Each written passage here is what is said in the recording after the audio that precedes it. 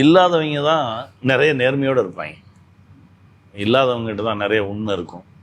ஒரு சாதாரண மனுஷங்கிட்ட தான் இவ்வளோ தூரம் இந்த சமூகத்தின் மீது ஒரு பெரிய அக்கறையும் ஒரு காதலும் இருக்கும்.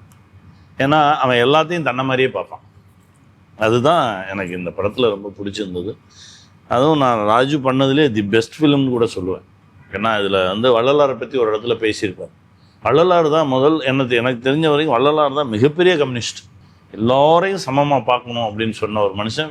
இன்னும் மனிதனை தாண்டி பாடிய பயிரை கண்ட போதெல்லாம் வாடினேன்னு சொன்ன ஒரு மனுஷன். அவரை வந்து இப்போ கிட்டத்தட்ட மறந்துட்டாங்க. திரும்ப வெளியே எடுத்துகிட்டு வந்து வச்சோன்னே எனக்கு அந்த இடம்லாம் ஒரு மாதிரி சிலிர்த்துச்சு. சசி ரொம்ப அந்த முத்துச்சிப்பியாகவே வாழ்ந்துருந்தான்.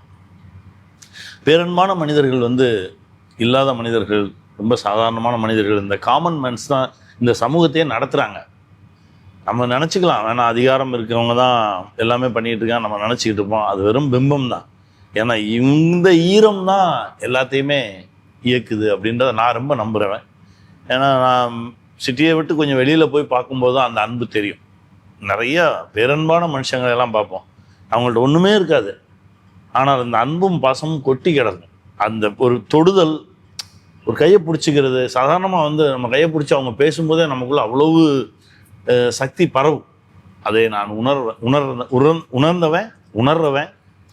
அதை நான் அடிக்கடி சந்திச்சிருக்கேன் அந்த மாதிரி மனுஷங்களை. நான் அப்படி ஒரு மனுஷனாக தான் அந்த கதாநாயகனை பார்ப்பேன். இன்னொன்று, அந்த பொண்ணு ரொம்ப பிரமாதமாக கண்டுபிடிச்சி கொண்டு வந்திருந்தீங்க சார். அது அப்படியே இருந்துச்சு. ஆமா, யாருமே அந்த பொண்ணெல்லாம் ஹீரோயினை போடவே மாட்டோம். அது யோசிக்க முடியாது.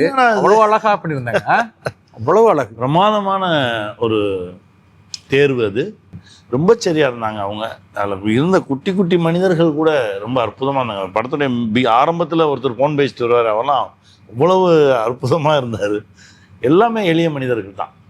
அவர்கள் தான் இந்த தேசத்தை இயக்குறாங்க, இந்த சமூகத்தை இயக்குறாங்க. அவர்களால் தான் இன்னும் மழை பெஞ்சிட்டு இருக்குன்னு சொல்லுவேன்.